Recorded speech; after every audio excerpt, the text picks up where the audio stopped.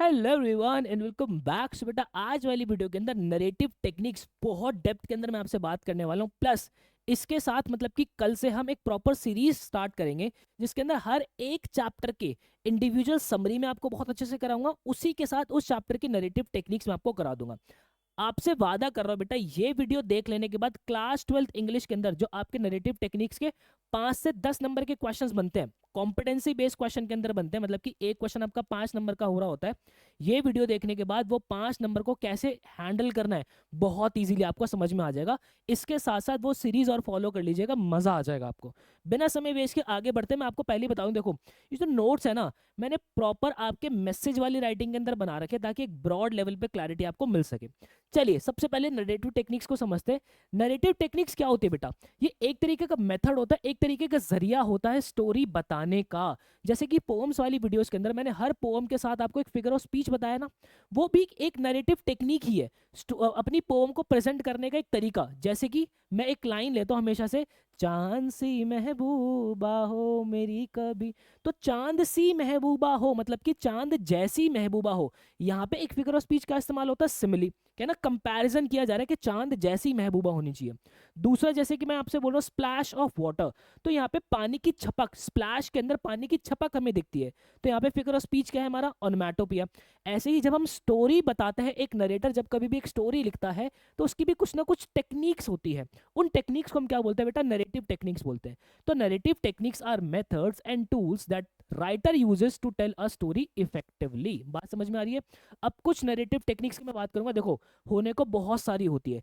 Class 12 के अंदर आपको 5 से 6 नरेटिव टेक्निक्स मैं कराने वाला हूँ। हर चैप्टर के अंदर वो नरेटिव टेक्निक्स कैसे इस्तेमाल हो रखी है, वो जो समरी और मैं आपकी नरेटिव टेक्निक की सीरीज चलाऊंगा ना, हर चैप्टर की मैं आपको समझा दूंगा। इस वाली वीडियो के अंदर प्रॉपर पूरी नरेटिव टेक्निक बहुत अच्छे से कराने वाला को। तो सबसे पहली हमारी नरेटिव टेक्निक होती है बेटा, इसको बोलते हैं हम नरेटर पॉइंट ऑफ व्यू। ठीक है, मतलब कि जो नरेटर हमारा कौन होता है, स्टोरी सुनाने वाला होता है, उसके पॉइंट ऑफ व्यू से जो कैसे लिखे जाते हैं उसको समझते हैं। सबसे पहला हमारा नरेटिव टेक्निक जो है, पॉइंट ऑफ व्यू हम समझ रहे हैं, जिसके अंदर हमारी होती है, एक होती है फर्स्ट पर्सन और एक होती है बेटा हमारी थर्ड पर्सन। फर्स्ट पर्सन की जो स्टोरीज होती है उसके अंदर नरेटर जो है वो खुद वहां पे होता है, मतलब कि आई और वी का इस्तेमाल करता है। जैसे कि थर्ड लेवल के अंदर अगर मैं चार्ले की बात करूं तो वो अपनी स्टोरी खुद नरेट कर रहा होता है। मैं वहां गया, फिर मैंने थर्ड लेवल देखा, वहां पे मैंने ब्रास के स्पिटून्स देखे, वहां पे मैंने गैस लाइट्स देखी, तो मैंने आई वी मैं जा रहा था, मैं तो एक नॉर्मल सा गाय हूँ जिसने एक हैट पहनी हुई थी, है ना, गैबर्डिन सूट पहना हुआ था, तो ये आई का जो है इस्तेमाल किया हुआ है। ऐसी माई मदर 66 के अंदर जो है, driving from my parents home to Cochin last Friday morning, I beside my mother, है ना, आई बिसाइड माई मदर, इस तरीके से कमला दास ने आई का इस्तेमाल किया हुआ है। तो जहां कहीं भी आई और वी का इस्तेमाल होता है वहां पे first person point of view होता है बेटा। जैसे कि मेमोरीज ऑफ चाइल्डहुड के अंदर भी हमारी जटकला सा और बमा जो है, उन्होंने भी अपने अपने एक्सपीरियंसेस जो है शेयर किए। अब बहुत सारे बच्चों ने स्टोरीज अभी नहीं पढ़ी होगी तो कोई बात नहीं ना, तभी तो मैं कह रहा हूँ हर चैप्टर की समरी और उसके साथ कैसे हमारे नरेटिव टेक्निक्स इस्तेमाल हो रहे हैं वो भी मैं प्रॉपर पूरी सीरीज के अंदर करा दूंगा। ऐसे ही कभी कभार जो हमारे नरेटर होते हैं वो बेटा वो third person point of view से बढ़ाते हैं। इसको भी छोड़ छोड़ देना है, ओमनिसिएंट लिमिटेड ये सब क्या, इसको भी कराऊंगा। Third person point of view के अंदर जो है नरेटर किसी और कैरेक्टर के बारे में बता रहे होते हैं, मतलब कि यहाँ पे ही शी इट इसका इस्तेमाल होता है। जैसे कि द टाइगर किंग की अगर मैं बात करूं तो हमारे कल्कि साहब राजा के बारे में बताते हैं, एस्ट्रोलॉजर के बारे में बताते हैं, ठीक है, जो क्या कहते हैं और वहां की जो प्रजा होती है उनके बारे में बताते हैं, टाइगर्स के बारे में बताते हैं। तो यहाँ पे जो कल्कि है वो खुद नहीं नरेट कर रहे, कैरेक्टर जो है वो नरेट करवा रहे हैं, ठीक है। देन उसके बाद एनिमी के अंदर भी जो है वो सडाओ जो है सारी चीजें कर रहे हैं, तो वहां पे ये खुद नहीं है, कोई थर्ड पर्सन है। ऐसे ही on the face of it के अंदर हमारे डेरी हो गए, मिस्टर लैम हो गए, नरेटर यहाँ पे खुद नहीं है। तो पॉइंट ऑफ व्यू के भी दो तरीके होते हैं, एक होता है फर्स्ट पर्सन जहाँ पे नरेटर जो है, जो राइटर है वो खुद ही नरेट कर रहा होता है, और यहाँ पे कोई और नरेट कर रहा होता है। अब बात आती है सर ये क्या है, ये ओमनिसिएंट लिमिटेड ऑब्जेक्टिव। हालांकि देखो हम यहाँ पे जो है वो कोई ग्रेजुएशन का पेपर तो लिख नहीं रहे। यहाँ पे क्लास 12 के अंदर अगर आपने सिर्फ इतना भी लिख दिया कि first person point of view है या फिर ये third person point of view है, कोई दिक्कत नहीं है। लेकिन जब आप कभी गूगल करके देखोगे ना तो ये वर्ड आपको ओमनिसिएंट लिमिटेड ऑब्जेक्टिव इसके साथ ही मिलेंगे, फिर आप बोलोगे छल्ले तो हमें कल आया नहीं, इसलिए मैं करा देता हूँ सारी चीजें, ठीक है, टेंशन मत लेना, आ जाओ। बहुत सिंपल चीज है। अगर मैं third person point of view की बात करता हूं तो उसके अंदर 3 टाइप होते हैं बेटा, मतलब कि नरेटर बताएगा किसी तीसरे कैरेक्टर को ही, बट यहाँ पे एक होता है हमारा ओमनिसिएंट, दूसरा होता है हमारा लिमिटेड और तीसरा होता है अपना ऑब्जेक्टिव। ओमनिसिएंट का क्या होता है, जैसे कि यहाँ पे जो नरेटर होता है उसको सारे कैरेक्टर्स के जो थॉट्स होते हैं पूरी डेप्थ के अंदर हर एक कैरेक्टर के बारे में उसको नॉलेज होती है जो राइटर होता है। जैसे कि अगर मैं आपसे द टाइगर किंग की बात करूं तो यहाँ पे पहला टेक्स्ट जो है आपको, the Maharaja was sunk in gloom, even the threat of losing his kingdom did not worry him as much as the killing of the 100 tiger। ठीक है, तो यहाँ पे जो हमारा राइटर है, जो हमारे कल्कि साहब है, उन्हें महाराजा के बारे में भी सब कुछ पता है, उन्हें जो है एस्ट्रोलॉजर के बारे में भी सब कुछ पता है कि जो एस्ट्रोलॉजर है वो बिल्कुल ही कांप गया। ठीक है, उसको जो है 100 टाइगर के बारे में पता है, वो बताते हैं एंड के अंदर कि 100 टाइगर ने अपना रिवेंज ले लिया। तो यहाँ पे ओमनीसिएंट जब भी पॉइंट ऑफ व्यू होता है ना, हमारा third person omniscient point of view जब होता है, तो वहां पे जो हमारे राइटर होते हैं हर एक करेक्टर के बारे में बहुत डेप्थ के अंदर जानते हैं। क्लियर है, ये बात समझ में आ रही है?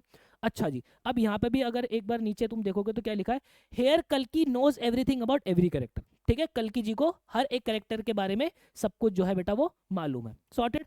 अब जरा नेक्स्ट चलते हैं। नेक्स्ट जो हमारा लिमिटेड है, लिमिटेड के अंदर क्या होता है कि जो हमारे राइटर होते हैं उनको सिर्फ एक कैरेक्टर के थॉट के बारे में पता होता है। एक सेकंड रुकना भाई, सिर्फ एक कैरेक्टर के थॉट के बारे में अपना जो है वो पता होता है। जैसे कि यहाँ पे आप देख सकते हो पार्शियल नॉलेज होते हैं। क्या मतलब हो गया, जैसे कि मैं द एनिमी की बात करूं, अब अगर पूरे चैप्टर द एनिमी को थोड़ा सा थॉरली समझोगे ना तो आपको डॉक्टर सडाव के बारे में सब कुछ पता चलता है कि डॉक्टर सडाव जो है बहुत ही पैट्रियोटिक भी है। ठीक है, डॉक्टर सडाव जो है वो डिलेमा के अंदर थे, वो अपने देश से बहुत प्यार करते हैं, लेकिन वो जो है एक वुंडेड आदमी को जो है वो परेशान भी नहीं देख सकते, है ना, उनकी अंतर आत्मा जो है उनको ऐसा अलाउ नहीं करती कि वो किसी घायल इंसान को ऐसे ही छोड़ दे।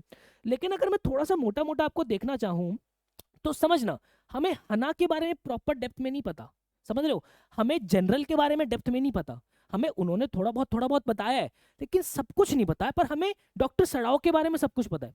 तो ये भी एक पॉइंट ऑफ व्यू होता है जनाब, जब जो हमारा राइटर होता है वो बहुत ही लिमिटेड नॉलेज रखते हैं हर एक कैरेक्टर के बारे में, मतलब कि सिर्फ एक कैरेक्टर के बारे में डेप्थ में नॉलेज होती है और बाकी के बारे में थोड़ा बहुत होता है। जनरल का जिक्र हुआ है, मैं मना नहीं कर रहा, हना का जिक्र हुआ है, मैं मना नहीं कर रहा, लेकिन लिमिटेड नॉलेज के साथ। तो लिमिटेड जब होता है यहाँ पे पार्शियल नॉलेज होते हैं, जैसे कि ही thought of the wounded man, यहाँ पे जो हमारा डॉक्टर सड़ाओ है वो उस घायल आदमी के बारे में सोचता है।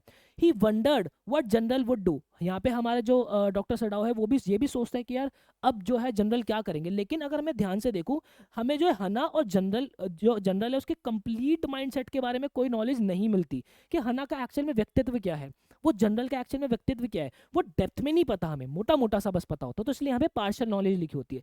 तो जब कभी भी अगर आप यहाँ पे एग्जाम में वैसे तो जरूरत नहीं है थर्ड पर्सन के साथ ओमनीसिएंट या लिमिटेड लिखते हो ना, एग्जामिनर दिल खोल के नंबर देगा आपको। ठीक है भाई, आ जाओ जरा। नेक्स्ट होता है बेटा अपना ऑब्जेक्टिव। ठीक है, ऑब्जेक्टिव क्या होता है बेटा, ऑब्जेक्टिव के अंदर जो हमारे राइटर होते हैं वो नरेटर के बारे में कुछ बताते ही नहीं है। मतलब कि अगर मैं हमारा on the face of it chapter देखता हूँ तो यहाँ पे सिर्फ और सिर्फ एक्शंस हो रहे हैं, क्योंकि ये एक प्ले है, कैमरा एंगल्स जो है बदलते रहते हैं और एक्शंस हो रहे होते हैं। यहाँ पे सिर्फ और सिर्फ डायलॉग बाजी जो हो रही होती है, कोई इंटरनल थॉट नहीं होता। ठीक है भाई, यहाँ पे अगर देखो मैं ओमनीसेंट की बात करूं, हर एक कैरेक्टर का इंटरनल थॉट क्या है वो पता चलता है। पार्शियल नॉलेज के अंदर मतलब कि लिमिटेड के अंदर क्या होता है कि एक कैरेक्टर का तो इंटरनल थॉट पता होता है, बाकी का नहीं पता होता।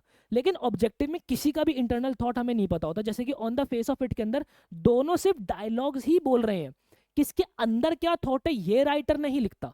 तो ये होता है अपना ऑब्जेक्टिव। ठीक है, the whole story is based on dialogues of course as it is a drama, but we can clearly see that writer didn't share any thought. पूरा जो चैप्टर है हमारा on the face of it, ये हमारा drama है, लेकिन कोई internal thought जो है राइटर शेयर नहीं करता। He just share the different camera angles और डायलॉग्स। ठीक है, डिफरेंट डिफरेंट कैमरा एंगल्स बताए और डायलॉग्स बताए, तो ये हमारा ऑब्जेक्टिव होता है, थर्ड पर्सन ऑब्जेक्टिव। क्लियर है बेटा, ये पॉइंट ऑफ व्यू हमारा क्लियर हो गया। ठीक है सर, हमें बहुत अच्छे समझ में आता है। फिर उसके बाद एक दूसरी जो है नरेटिव टेक्निक होती है, इसको हम क्या बोलते हैं, सेटिंग। सेटिंग वो नहीं फोन की सेटिंग, लैपटॉप की सेटिंग, ना ऐसे ही समझ लो कि एक इस तरीके की सेटिंग कि पूरा जो स्टोरी है उसका पूरा फिजिकल जो है वो लोकेशंस वगैरह क्या है, वो टाइम क्या है। जैसे कि मैं अगर द लास्ट लेसन की बात करूं, वहां पे बात किसकी होती है, लड़ाई दंगे की, है ना, जो है प्रशियन वॉर की जो है बात हो रही होती है, तो लड़ाई दंगा दिमाग के अंदर घुस जाता है पहली, है ना। द एनिमी के अंदर वर्ल्ड वॉर 2 की बात चली जाती है तो लड़ाई दंगा दिमाग के अंदर घुस जाता है। तो सेटिंग एक तरीके की नैरेटिव टेक्निक होती है जो कि क्या बताती है, हमें उस स्टोरी की टाइम बताती है, प्लेस बताती है, उसका एनवायरमेंट बताती है, वेयर द स्टोरी और द इवेंट हैपन्स, के कहाँ वो स्टोरी और वो इवेंट जो है हुआ है। It help us understand the context in which the characters live. हमें जो है हेल्प मिलती है कि कैरेक्टर्स जो है वो कहाँ जो है रह रहे हैं, उनके चैलेंजेस क्या है और उनका वर्ल्ड क्या है। बात समझ रहे हो? ठीक है, तो इस सेटिंग के अंदर क्या क्या होता है, देखो तीन तरीके की चीज़ होती है सेटिंग के अंदर। एक तो फिजिकल लोकेशन होती है, टाइम होती है, और एक साइकोलॉजिकल सेटिंग होती है। मतलब कि ये जो सारा फिजिकल लोकेशन से माइंड पे क्या इंपैक्ट पड़ता है रीडर के, वो भी एक तरीके की सेटिंग होती है। कैसे, इस बात को ज़रा ध्यान से समझना। फिजिकल लोकेशन के अंदर तो हो जाएगा कि भाई कहाँ ये स्टोरी जो है हो रखी है, उसके बाद किस समय पे जो है ये हो रखी है, ठीक है, वहाँ पे डे का पता चलता है, सीजन का पता चलता है, कोई हिस्टोरिकल पीरियड है वो हमें पता चलता है। साइकोलॉजिकल सेटिंग, जिससे हमें एटमॉस्फेयर और मूड के बारे में पता चलता है। The emotional feel of the story, whether it's dark, hopeful और टेंस, ठीक है, ये इमोशनली एक फीलिंग सी होती है जिससे हमें पता चलता है कि क्या हमारी स्टोरी डार्क है, होपफुल है, या फिर टेंस है। एक एक करके एग्जांपल लेंगे, बहुत अच्छे समझ में आएगा। जैसे कि द लास्ट लेसन की अगर मैं बात करूं, तो यहाँ पे प्लेस की मुझे बात पता चलती है कि भाई एक गांव है एल्सैक के अंदर, वहां की बात है, जो कि फ्रांस का एक रीजन है, तो दिमाग उस डायरेक्शन में गया ना। देन उसके बाद टाइम की अगर मैं बात करूं, तो हमें पता चलता है कि फ्रैंको प्रशियन वॉर 1870 की बात है, तो टाइम वहां गया ना। समझ रहे हो? अब जैसे कि मैं रोबोट मूवी देख रहा हूँ, तो रोबोट मूवी के अंदर जो फ्यूचर हमें इमेजिन हो जाता है स्टार्टिंग के अंदर कि 2050 वहां पे जहाज उड़ रहा है, शी ऐसे ऐसे करके, तो एक तरीके की सेटिंग हो गई ना। समझ रहे हो? ऐसे अगर मैं कोई हिस्ट्री की मूवी देख रहा हूँ लेट्स से, ठीक है, तो अब मैं पद्मावत देख रहा हूँ, तो पद्मावत के अंदर एकदम से शंख बज रहा है, पु, पु, पु, पु, पु, पु, तो वो सेटिंग कैसी हो गई, वो बिल्कुल पीछे ले गए ना, हिस्ट्री के अंदर ले गए, तो इसको सेटिंग बोलते हैं बेटा। वो बड़े बड़े किले है ना, किलों के अंदर दिए जल रहे हैं, है ना, वो बिल्कुल बड़े एकदम राजा महाराजा तलवार वलवार लेकर आ रहे हैं। आज के जमाने में तलवार लेके थोड़ी ना लड़ेगा कोई, तोप से लड़ेगा आज, तो समझ रहे हो? तो ये सेटिंग्स है सब, समझ रहे हो? तो ये हो गया भाई। देन उसके बाद साइकोलॉजिकल मूड क्या बनता है, एटमॉस्फेयर क्या बनता है। द मूड इज सैड, क्योंकि यहाँ पे वॉर की बात होती है, तो मूड ऑटोमेटिकली आ जाता है कि सैड हो जाता है और रिफ्लेक्टिव हो जाता है, because it is the last French lesson, क्योंकि ये आखिरी फ्रेंच लेसन होता है।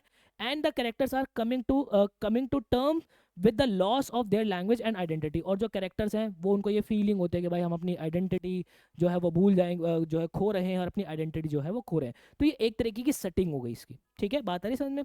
देन उसके बाद अगर मैं द टाइगर किंग कल्कि की बात करता हूँ, तो हमें पता चलता है कि प्रतिबंधपुरम करके एक जगह है, और रॉयल किंगडम इंडिया की बात होती है ना, बिल्कुल ये राजा महाराजा, बिल्कुल टोपी, वो जो है क्या कहते हैं, लड़ाई दंगे, ये सब दिमाग के अंदर आता है, तलवार वलवार वाला सीन, ये सब दिमाग के अंदर आता है। टाइम जो है पता चलता है कि भाई अर्ली 20th सेंचुरी है। साइकोलॉजिकल मतलब कि एटमॉस्फेयर मूड क्या बनता है कि भाई आयरनिक है और सटायरिकल है, ठीक है, स्टार्टिंग के अंदर ही जो कल की जिस तरीके से उसको लिखते हैं, उसमें हमें पता चल जाता है कि आयरन बहुत ही आयरनी होगी इस चैप्टर के अंदर, और बहुत ही सटायरिकल तरीके से लिखा जाएगा, तंज भी कसा जाएगा। एनिमी की बात करता हूं, तो ऐसा कहा वहाँ पे जो है सेटिंग किस तरीके की है कि भाई एक डॉक्टर का हाउस है, कहाँ, जापानीज डॉक्टर का हाउस है, तो जापानीज डॉक्टर का हाउस सुनते ही आप चलेगा ना सीधा जापान के अंदर, ठीक है, आपका दिमाग वहां चला गया। कोस्टल एरिया उन्होंने बताया, और वर्ल्ड वॉर 2 की बात कर दी, ठीक है, टाइम बता दिया कि वर्ल्ड वॉर 2 है। साइकोलॉजिकल हमें क्या पता चलता है, क्योंकि वर्ल्ड वॉर 2 की बात है तो इंटेंस है, ठीक है, थोड़ी मॉरल वैल्यूज की यहाँ पे बात होगी, क्योंकि जो डॉक्टर सडाओ वो कॉन्फ्लिक्ट जो है वो देखते हैं किसके अंदर, उसके जो मेडिकल एथिक्स होते हैं, जो अपनी मेडिकल फील्ड के अंदर वो एथिक्स सीखते हैं उसके अंदर, और जो पेट्रियाटिक वो होते हैं, उन दोनों के बीच में कॉन्फ्लिक्ट दिखती है। तो ये इस चैप्टर की एक तरीके की सेटिंग हो गई, समझ रहे हो? देन उसके बाद एक और तरीके का हमारा जो है नरेटिव टेक्निक होती है, जिसको बोलते हैं आपका मोटिवेशन। मोटिवेशन आप ऐसे समझ लो कि वो क्या एक ऐसी चीज है जिसकी वजह से, या जिस रीजन की वजह से जो हमारे कैरेक्टर हैं वो एक्शंस कर रहे हैं उस चैप्टर के अंदर। समझ लें इस बात को ध्यान से। लिखा है motivation as a narrative technique refers to reasons of driving forces behind characters action, ठीक है, वो रीजंस, ठीक है, जिसकी वजह से वो जो कैरेक्टर है वो एक्शंस कर रहे हैं, हाँ, वो डिसीजन ले रहे हैं और उनका बिहेवियर जो है वो हो रहा है। जैसे कि अगर मैं डॉक्टर सडाओ की बात करता हूँ, तो डॉक्टर सडाओ जो है अपने एनिमी को ट्रीट कर रहे हैं, उसके पीछे की मोटिवेशन क्या है, उसके पीछे की मोटिवेशन है उनकी मेडिकल एथिक्स। समझ रहे हो? तो ये एक नैरेटिव टेक्निक हो गई। It is about understanding why character does something, ये हमें ये बताता है कि कैरेक्टर ऐसा क्यों कर रहा है, ये एक्शन अगर इसने किया है तो क्यों किया है।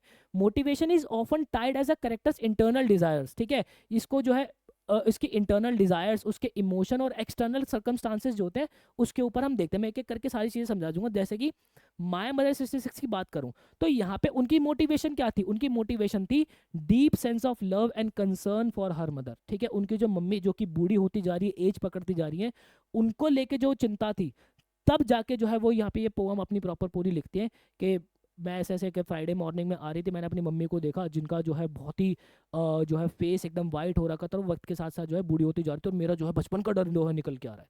तो उसकी मोटिवेशन क्या है, डीप सेंस ऑफ लव, ठीक है, यहाँ पे मैंने वही एग्जाम्पल जो है वो लिखा हुआ है। देन उसके बाद अगर मैं द एनिमी की बात करता हूँ तो डॉक्टर सडाओ की मोटिवेशन क्या है, ड्यूटी एज अ डॉक्टर, या फिर आप मेडिकल एथिक्स भी लिख सकते हो। ठीक है, यहाँ पे एग्जाम्पल्स वगैरह जो है मैंने लिखे हुए, देखो यहाँ पर मैंने प्रॉपर टेक्सुअल एग्जाम्पल लिखे हुए, जैसे वो लिखते हैं ना, I looked at her wan pale as that and felt that old familiar ache, तो यहाँ पे मैंने प्रॉपर टेक्स्ट का एविडेंस लिखा हुआ है। देन उसके बाद यहाँ पर ही मैंने जो है वो एकदम टेक्स्ट बुक का एविडेंस लिखा हुआ है कि he has been train to save life, उनको ट्रेनिंग कैसे मिली हुई है, जान बचाने के लिए। And here he was deciding whether to save an enemy और let him die.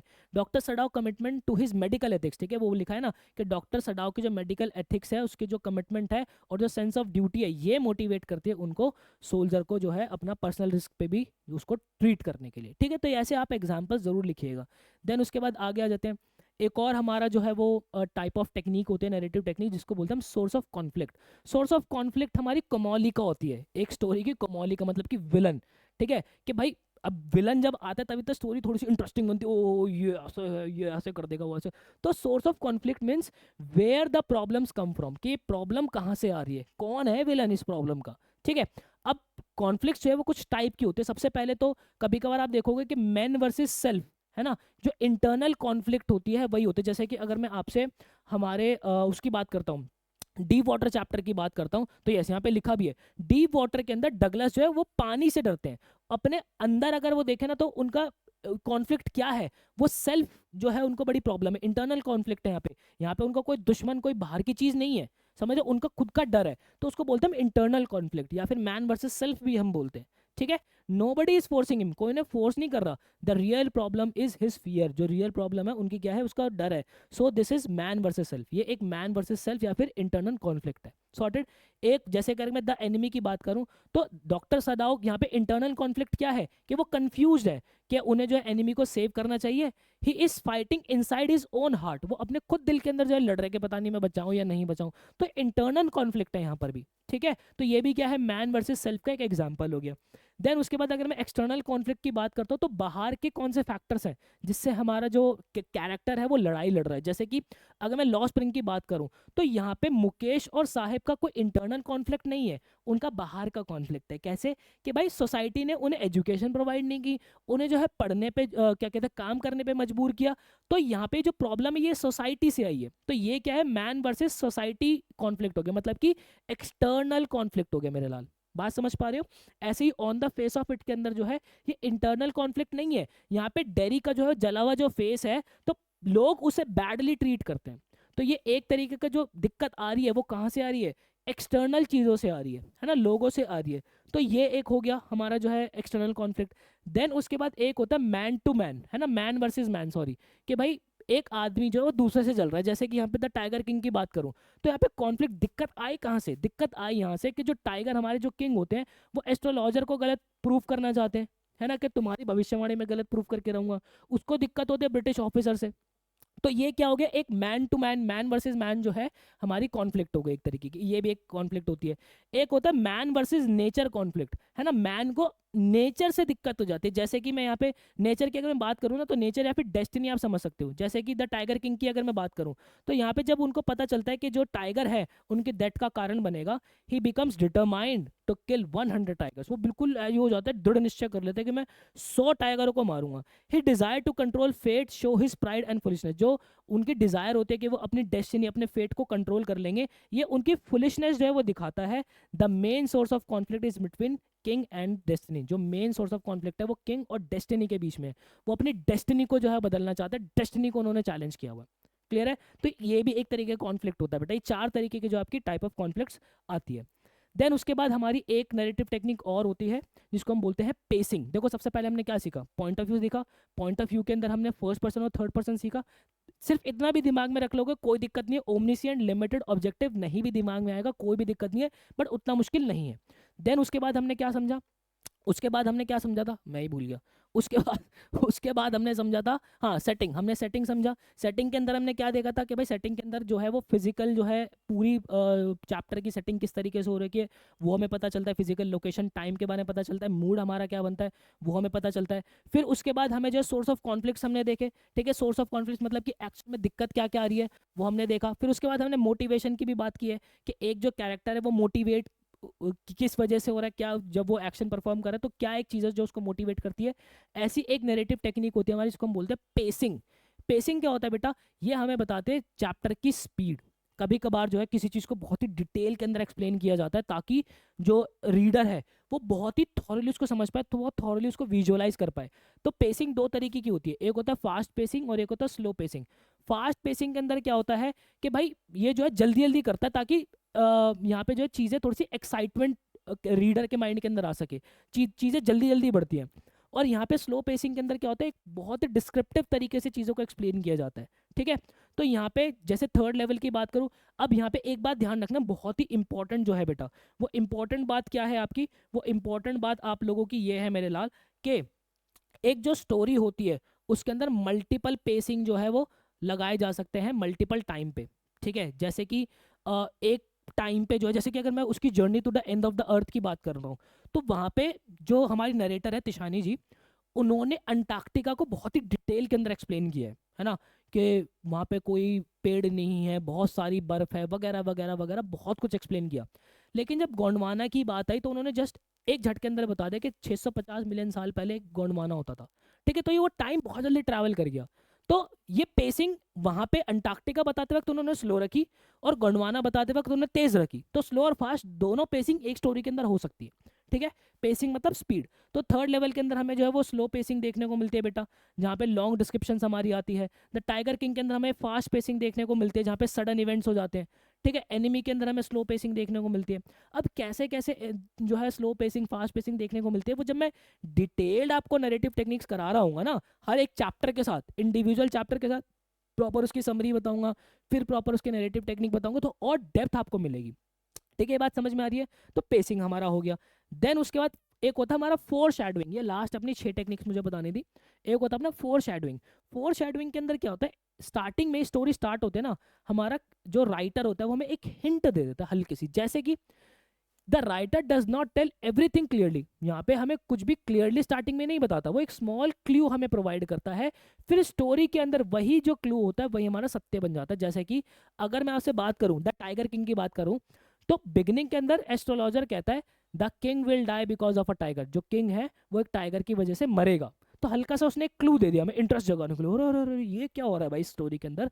This is a clear hint, ये क्लियर हिंट था। और फिर बाद में स्टोरी के अंदर हमें पता चलता है कि जो टाइगर है वो किंग की वजह से ही मरता है, जो कि एक वुडन टाइगर होता है। तो ये एक क्या, एक तरीके की फोर शैडोइंग होती है बेटा। ठीक है, so the beginning was a hint about the ending, जो बिगिनिंग है वो एंडिंग की एक हिंट थी हमारी।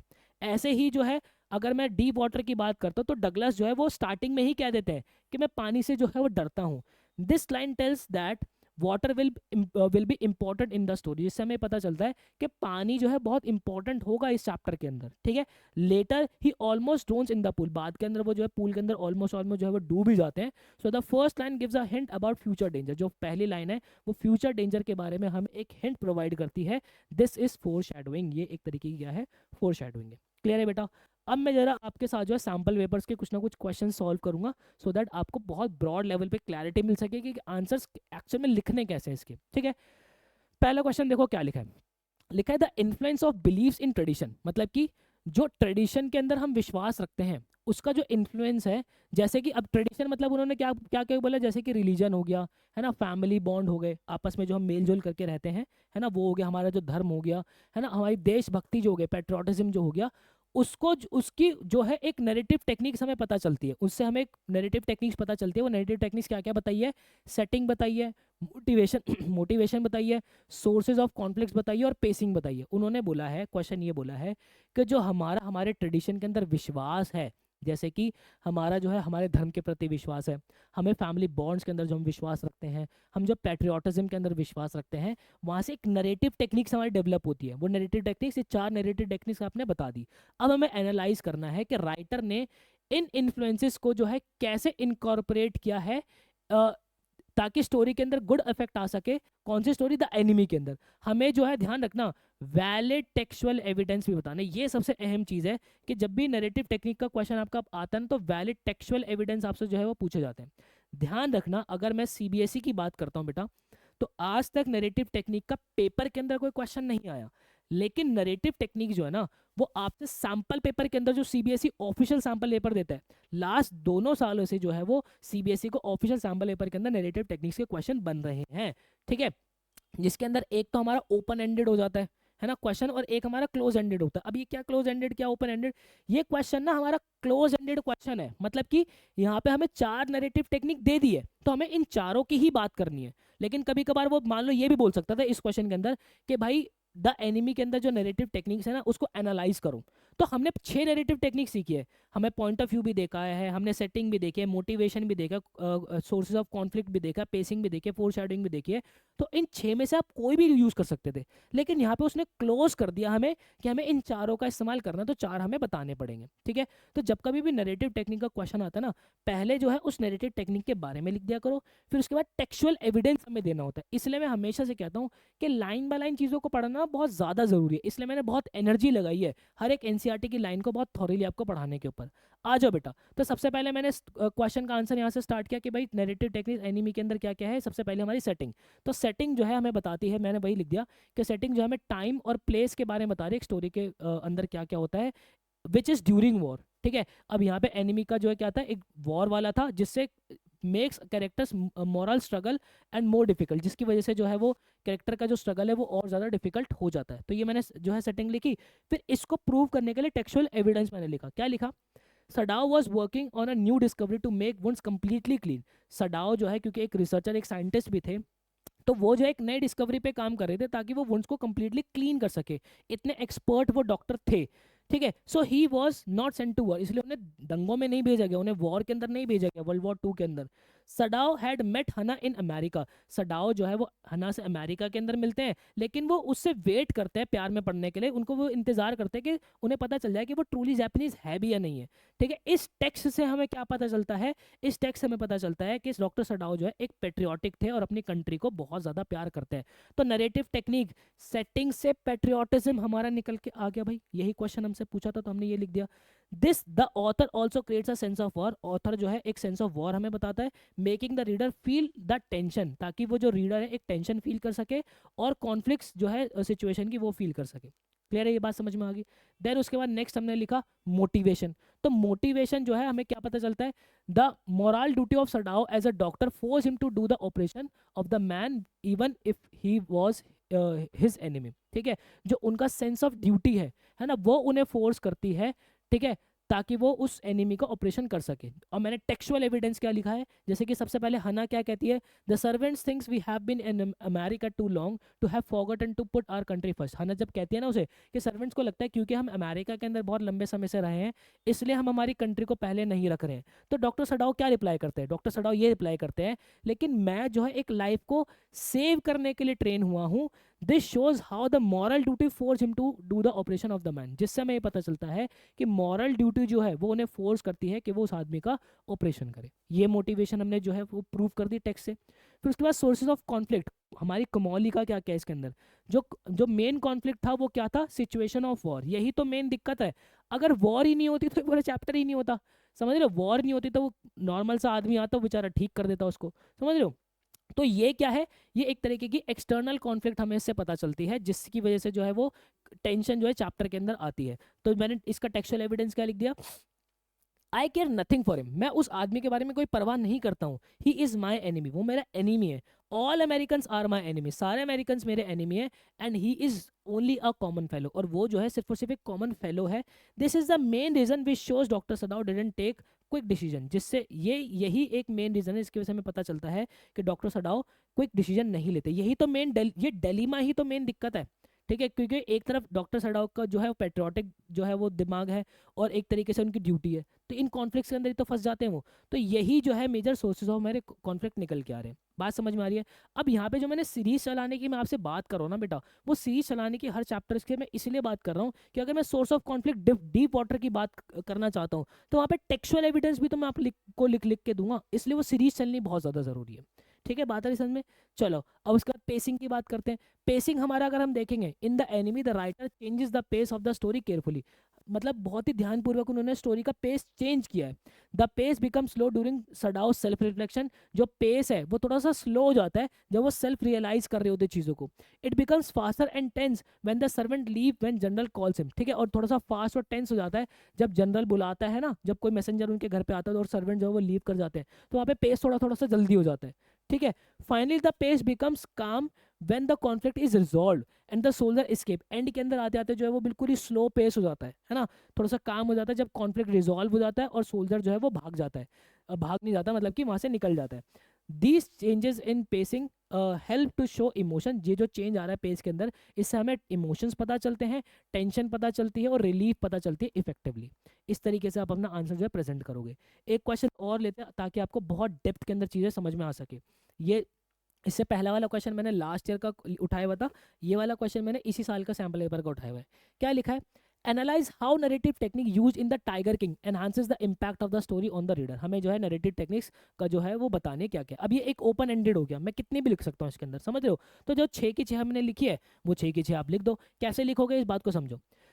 इन द टाइगर किंग कल्कि यूज डिफरेंट नरेटिव टेक्निक्स। मैंने वही बात लिखी कि भाई कल्कि जी ने डिफरेंट नरेटिव टेक्निक्स का इस्तेमाल किया है ताकि स्टोरी जो है पावरफुल बन सके और इंटरेस्टिंग बन सके। सबसे पहले मैंने सेटिंग की बात की। अब देखो मैं तो यहाँ पे मैंने ग्रीन कलर के इसको करके हाईलाइट कर दिया, आप जो है नॉर्मल बस ऐसे लाइन डाल देना, motivation, sources of conflict, four shadowing, pacing लिख के ऐसे लाइन डाल देना ताकि एग्जामिनर को अलग अलग दिख जाए। अभी जब आप ये स्क्रीन खुली होगी तो आपको सारी जो है वो सेटिंग्स क्या कहते हैं, सारी जो है हमारी नरेटिव टेक्निक्स क्लियरली दिख रही होगी। मैं भी चाहता हूँ कि जब आप अपने आंसर्स लिखो ना तो ऐसे ही नरेटिव टेक्निक्स जो है वो क्लियरली एग्जामिनर को विजिबल हो। देखो, the setting of the royal state during British makes the Kings authority believable. जो सेटिंग की गई है कि भाई रॉयल स्टेट था, ठीक है, ब्रिटिश रूल चल रहा है, जिससे जो है किंग की अथॉरिटी जो है वो बिलीवेबल एक रीडर को लगती है। As a ruler he can order tiger hunts, मतलब क्योंकि वो राजा है तो वो टाइगर हंट्स ऑर्डर कर सकता है और बाकी सारी ड्यूटी जो है वो इग्नोर कर सकता है। तो ये रॉयल किंगडम का सेटअप बनाना बहुत ज़्यादा ज़रूरी था ताकि वो जो डिसीजन आता है ना कि अब प्रतिबंधपुरम के अंदर कोई भी जो है वो क्या कहते हैं किंग को टाइगर को नहीं मारेगा, सिर्फ और सिर्फ राजा ही मारेंगे। तो इस स्टार्टिंग के अंदर बताया गया कि उसके पास वो अथॉरिटी है, ठीक है। ब्रिटिश रूल के बारे में भी जो है वो बताया गया, तो ये सेटिंग हुई है। देन उसके बाद the king strongs motivation. Motivation क्या था? After hearing that the tiger will cause his death, जब उन्हें पता चलता है कि टाइगर उन जो है उनकी मौत का कारण बनेगा, he becomes determined to kill 100 tigers. वो बहुत ही दृढ़ निश्चय कर लेते हैं कि वो 100 टाइगरों को जो है मारेंगे। His desire to control fate show his pride and foolishness. जो उनकी डिजायर है कि वो अपनी डेस्टिनी, अपने फेट को जो है वो कंट्रोल करेंगे, वो उसकी फुलिशनेस जो है दिखाता है। तो ये मोटिवेशन अब हमें पता चल गया। और मेन सोर्स ऑफ कॉन्फ्लिक्ट किसके बीच में था? वो था किंग और डेस्टिनी के बीच में। ये है मेन सोर्स ऑफ कॉन्फ्लिक्ट, ये है हमारा मेजर दिक्कत, ठीक है। He tries to defeat the prophecy but can not escape it. वो जो है प्रोफेसी जो क्या कहते हैं भविष्यवाणी होती है, उसको जो है हराना चाहता था और जो है क्या कहते हैं उसको, लेकिन वो उसको नहीं हरा पाया, ठीक है। राइटर जो है फोर शेडोइंग भी इसके अंदर इस्तेमाल करते हैं। बिगिनिंग के अंदर वो बताते हैं जब वो एस्ट्रोलॉजर की प्रिडिक्शन बताते हैं कि किंग की जो है डेथ का कारण क्या होगा, ठीक है, जिससे जो है वो एक सस्पेंस स्टोरी के अंदर बनता है। फिर उसके बाद अगर मैं पेसिंग की बात करूँ तो पेसिंग जो है वो थोड़ी सी फास्ट रही है। कब? During hunting scenes and slower during the important movements like prophecy and death. देखो समझना मेरी बात, जैसे कि अगर तुमने चैप्टर जब पढ़ा होगा तो तुम्हें एकदम से पता चलता है कि भाई उन्होंने जो है वो 70 टाइगर मार दिए 10 साल के अंदर। भाई वो 10 साल के अंदर 70 टाइगर कैसे कैसे मारे होंगे वो भी तो और डिटेल के अंदर बताया जा सकता था, लेकिन उन्होंने फास्ट पेसिंग करी ताकि वो समय जो है जल्दी से निकल सके, है ना। फिर उसके बाद स्लो उन्होंने जो है वो पेसिंग रखी चैप्टर के अंदर, तब जो है उनकी डेथ के बारे में बताया गया, है ना, भविष्यवाणी के बारे में बताया गया, तब जो है वो थोड़ी सी स्लो पेसिंग जो है वो रखी गई। These techniques together increase the impact and making ending ironic and memorable. ये जो पेसिंग जो स्पीड ऊपर नीचे की गई है, इस वजह से एंडिंग आयरनिक होती है और मेमोरेबल हो जाती है, ठीक है। इस तरीके से आप प्रेजेंट जो है बेटा अपने आंसर्स कर सकते हो। देन उसके बाद एक और क्वेश्चन की मैं बात कर लेता हूँ। क्या लिखा है भाई? Discuss narrative techniques used by the author in third level. Third level के अंदर जो है नरेटिव टेक्निक कैसे इस्तेमाल हो रखी है हमें वो बताना है। How do these techniques effectively convey the theme of escapism and nostalgia.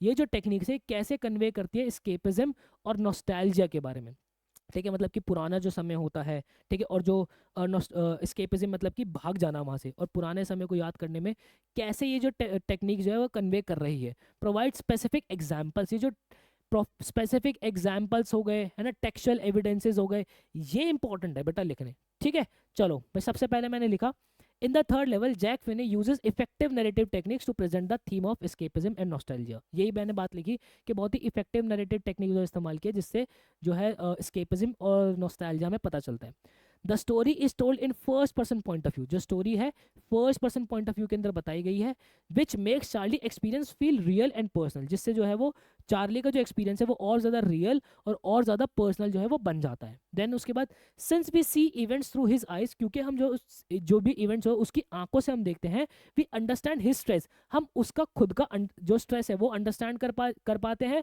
और जो उसकी इच्छा होती है भागने की मॉडर्न वर्ल्ड से वो हम फील कर पाते हैं। ठीक है, ये हमारा first person point of view के अंदर लिखी गई है।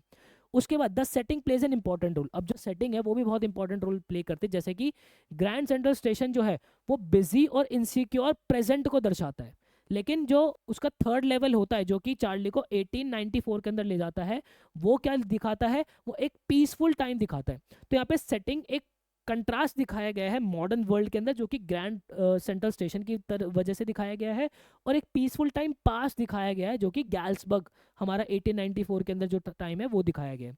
The description of gas light, जो डिस्क्रिप्शन गैस लाइट की, ओल्ड स्टाइल क्लोथ्स की, डिफरेंट वर्ल्ड्स की जो बताई गई है, वो एक बहुत ही ग्रेट सेंस ऑफ नॉस्टैल्जिया हमें देता है। हमें हमें पास पता चलता है कि भाई वो गैस लाइट्स तो पहले ही जलती थी ना, है ना, फ्लिकर करती हुई जो गैस लाइट्स है, वो जो ब्रास के स्पिटून्स जो पड़े थे, वो सब जो नॉस्टैल्जिया हमें देता है। These details shows Charlie's longing for past, जिस इन डिटेल से हमें पता चलता है कि जो चार्ली है वो क्यों पास्ट के अंदर जो है वो जाना चाहता था। अब जो मेन कॉन्फ्लिक्ट है, वो मेन कॉन्फ्लिक्ट क्या है यहाँ पे, इंटरनल कॉन्फ्लिक्ट है बेटा, कोई एक्सटर्नल कॉन्फ्लिक्ट नहीं है। Charlie want to escape from insecurity, Charlie जो एस्केप करना चाहता है इनसिक्योरिटी से, फियर से, वॉर से और वरी से। This shows his dissatisfaction of with modern life, जिससे हमें पता चलता है कि वो मॉडर्न लाइफ से कितना डिससैटिस्फाइड है। The slow and detailed pacing, जो स्लो और डिटेल्ड पेसिंग है during the discovery of the third level builds mystery and suspense. देखो जब वो बताता ना कि मैं तो जा रहा था टनल की तरफ से, एकदम से वो टनल लेफ्ट मुड़ती है, फिर मैं टक टक करके धीरे धीरे धीरे धीरे नीचे उतरा, जैसे ही मैं नीचे उतरा मैं थर्ड लेवल पे पहुंच गया। वहां पे मैं क्या देखता हूँ कि भाई जो काउंटर है वो थोड़े से कम है, वुडन के काउंटर्स हैं, ठीक है, उसके बाद गैस लाइट्स है, उन्होंने जो एक ग्रीन कलर का जो है चश्मा टाइप का कुछ लगाया हुआ है, बैंड यहाँ पे लगाया हुआ है, उन्होंने कपड़ों के बारे में बताया कि मैन के क्या कपड़े, मूस्टैच है, वो जो है वो एक तरीके की वैसी क्लॉक निकालते हैं, छोटे लेपल्स वाले कोट पहनते, कितना डिस्क्रिप्टिव रखा। स्लो जो है वो डिस्क्रिप्शन रखी गई, पेसिंग बहुत स्लो रखी गई ताकि इंटरेस्ट आ सके मेरे लाल, समझ रहे हो, जिससे जो है वो मिस्ट्री आती है, बहुत ज्यादा सस्पेंस आता है, समझ रहे हो। Through these techniques Finney clearly convey how imagination becomes a way to escape reality. इस नरेटिव टेक्निक से जो है वो फिर ने क्लियरली हमें बताया कि कैसे इमेजिनेशन जो है वो एक रियलिटी से escape करने का जरिया बन जाता है। ठीक है बेटा, आई होप आपको नरेटिव टेक्निक्स बहुत प्यारे तरीके से समझ में आई होगी। इसके बाद आपको जो है वो सीरीज फॉलो करनी है कल से, जहाँ पे हर चैप्टर की, पोम की नहीं कह रहा मैं, हर चैप्टर की आप लोगों को जो है वो नरेटिव टेक्निक बहुत अच्छे से कराऊंगा। स्टिल आपको कोई भी डाउट होता है आप जो है मुझसे यहाँ पर कनेक्ट हो सकते हो, नोट्स आपको डिस्क्रिप्शन बॉक्स के अंदर मिल जाएंगे। जाते जाते एक हैशटैग देता हुआ जा रहा हूँ, बेटा बेटा रियाज ही राज है, ध्यान रखना, इतनी मेहनत आप कर रहे हो, लोग आपसे बाद में पूछेंगे क्या राज है, तो उन्होंने बोलना कि मेरे सर ने मुझे सिखाया था क्या, कि मेरी मेहनत मतलब कि मेरा रियाज ही राज है। Thank you so much guys, मिलता है नेक्स्ट वीडियो के अंदर, मुझे दीजिएगा इजाजत, till then bye bye and take care.